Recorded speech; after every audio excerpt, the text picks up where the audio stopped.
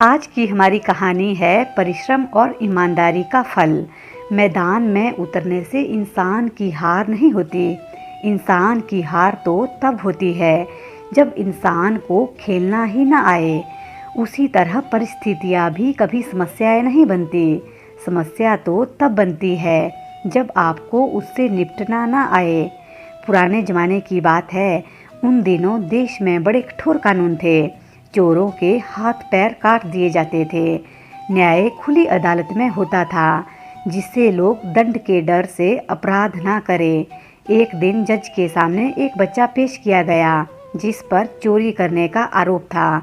वह शहर का एक होनहार बच्चा था, पढ़ने में होशियार था, शिक्षकों का भी प्रिय शिष्य था। स्कूल के सभी बच्चे उसे प्रेम करते थे। वो एक ईमानदार लड़का था, इसलिए उसकी गिरफ्तारी का सबको दुख व आश्चर्य था। फैसले के दिन सभी शिक्षक और बच्चे अदालत में उपस्थित थे। शहर के दूर दूर से लोग आए थे। जज ने बच्चे से कहा, लड़के, तू शहर के सबसे अच्छे और महंगे स्कूल में पढ़ता है, जबकि तू अनाथ है। तेरे पास स्कूल की फीस, पुस्तकें आदि का खर्च कहाँ से आता है? तुम्हारे ऊपर आरोप है कि तुम रात को चोरी करते हो। अगर तुम यह आरोप झूठ साबित ना कर सके तो तुम्हारे हाथ पैर कटवा दिए जाएंगे। लड़का बोला, श्रीमान जी, यह बात सही है कि मैं शहर के सबसे अच्छे और महंगे स्कूल में पढ़ता हूँ। यह भी सही है कि मैं अनाथ हूँ, लेकिन फिर भी मैं चोरी नहीं करता हूँ। जज ने प्रश्न किया, चोरी नहीं करता तो इतना बड़ा खर्च कैसे पूरा करता है? श्रीमान जी, बचपन में ही मेरे माता पिता गुजर गए, इसलिए मैं बचपन से ही मेहनत मजदूरी करके अपना गुजारा कर रहा हूँ। जब मुझे शिक्षा का महत्व मालूम हुआ कि बिना पढ़े लिखे कोई भी आदमी सही जीवन नहीं जी सकता, तो मैंने शहर के एक अच्छे स्कूल में नाम लिखा लिया। गुजर बसर का कोई जरिया ना होने के कारण मैं एक दिन स्कूल जाता हूँ और एक दिन मजदूरी करता हूँ।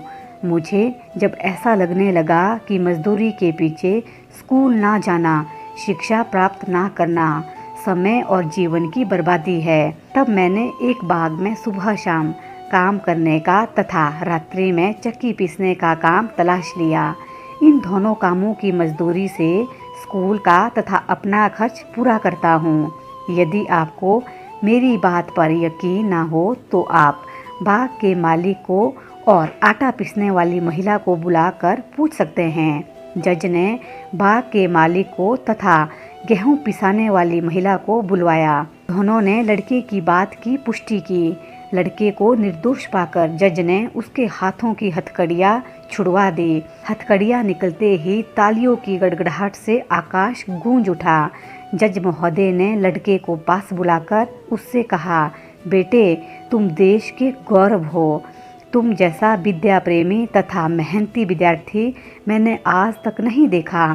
तुम्हें सरकार द्वारा 1000 रुपये मासिक छात्रवृत्ति दी जाएगी तथा स्कूल का शुल्क माफ़ रहेगा।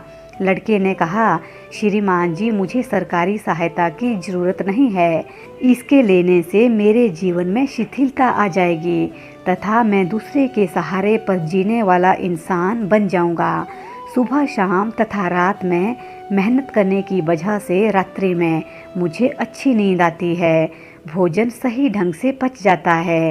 इससे मैं पूर्ण स्वस्थ रहता हूँ। मैंने जो शिक्षा प्राप्त की है उससे मैं इस नतीजे पर पहुँचा हूँ कि जीवन को ऊंचा उठाने के लिए आत्मविश्वास, ईमानदारी तथा समय का सदुपयोग करना जरूरी है। यह बालक आगे चलकर विश्व का प्रसिद्ध साहित्यकार बन विश्व भर में अपनी ख्याति प्राप्त करता है।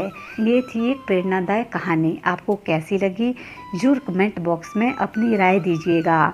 अपना ध्यान रखिए, खुश रहिए, मस्त रहिए, हंसते रहिए और हंसाते रहिए।